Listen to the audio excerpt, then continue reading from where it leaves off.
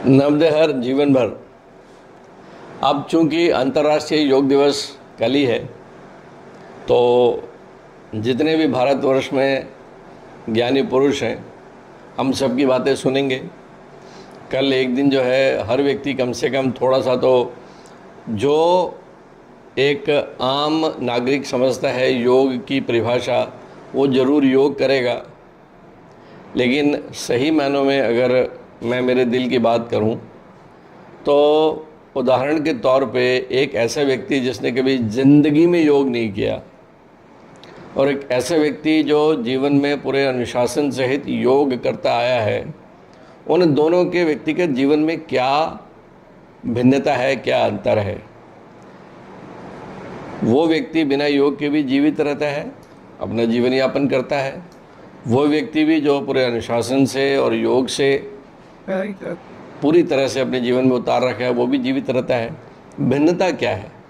तो मेरे व्यक्तिगत नज़रों में मैं अगर ये कहूँ तो हर व्यक्ति योगी है। ये मेरे निजी विचार हैं। हो सकता है कि आपके मन में बहुत से प्रश्न चिन्ह आए।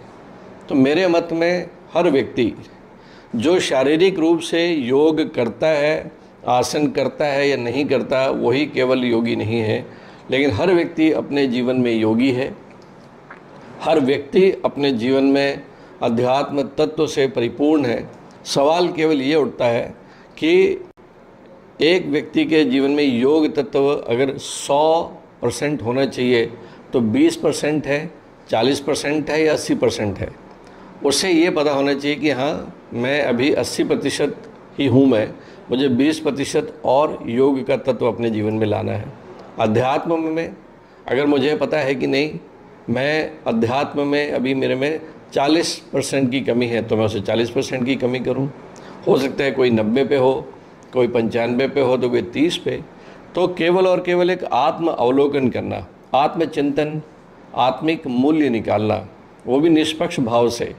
अगर हमको ये पता चलता है तो हम हर दिन जो है हम धीरे धीरे आत्मिक रूप से, भावनात्मक रूप से, शारीरिक रूप से, आर्थिक रूप से, सामाजिक रूप से हम तरक्की करते हैं और धीरे धीरे हमारे जीवन में जुड़ाव आना शुरू हो जाता है, भरना शुरू हो जाता है, योग शुरू हो जाता है। योग मतलब 2 में 2 का योग होता है तो 4 बनता है। ऐसे ही कायदे से देखा जाए तो योग है, एक विद्यार्थी है, उसके जीवन में योग क्या है? विद्या का योग होना चाहिए। एक हमारी बहन जो गृहस्थ आश्रम चलाती है, उसका योग क्या है कि उसका घर परिवार जो है वो सुंदर तरीके से चले। एक व्यापारी है, उसके जीवन में योग क्या है कि उसके व्यापार में उसका मुनाफा सही मुनाफा, सात्विक मुनाफा हो। तो ऐसे ही हर व्यक्ति के जीवन में योग जो है, जो हमारा अष्टांग योग है, उसके प्रिंसिपल्स हैं तो यम, नियम, आसन। हम अक्सर आसन और प्राणायाम तक ही योग को समझते हैं, नहीं, ऐसा नहीं है। जीवन में कुछ अनुशासन है, कुछ त्याग है। यम उनको समझने की बात है, नियम उनको समझने की बात है।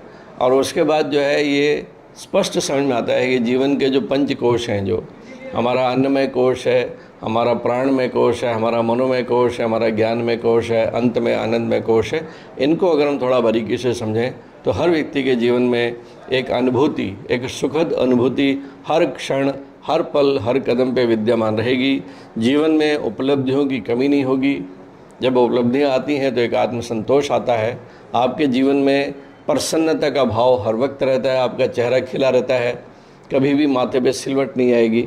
मेरे हिसाब से यही योग है। सबका जीवन योगमय हो, आनंदमय हो, ऐसी मानवता से प्रार्थना करता हूँ। नर्मदे हर जीवन भर।